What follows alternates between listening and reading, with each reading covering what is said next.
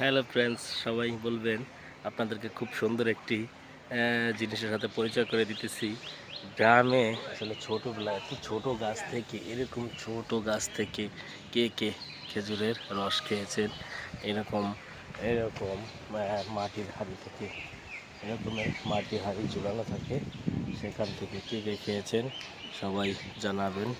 আমি ছোটোবেলা অনেক রস খেয়েছি, এরকম ছোট গাছের কাছে এসে এভাবে করে খেয়েছি, অনেক চুরি করেও খেয়েছি।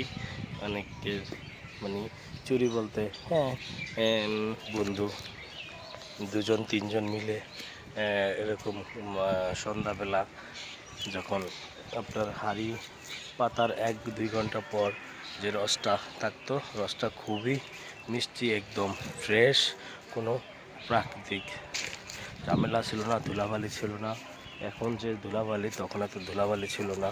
বিশেষ করে পাখির যে হাগু ময়লা, মানে পাখি যখন এরকম এই যে আপনি দেখেন, বিশ্বাস না করলে এই যে দেখেন, ওই যে একটা গাছ, ওই যে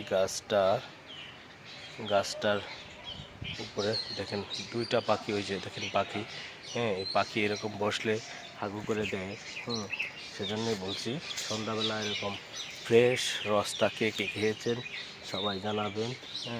আসলে গ্রামের কি, বিশেষ করে ছোটোবেলার সেই দিনগুলো কথা কার কার মনে আছে? গ্রাম্য পরিবেশ, আসলে এটা গ্রাম না, এটা একটি resort. Gazipur Maona dream square resort.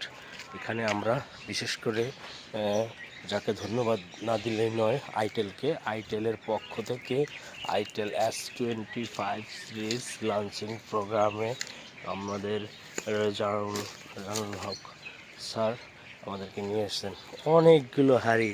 এই হাঁড়িতে কে কে রস খেয়েছেন জানাবেন। সবাইকে অসংখ্য ধন্যবাদ। আসসালামু আলাইকুম, আল্লাহ হাফেজ।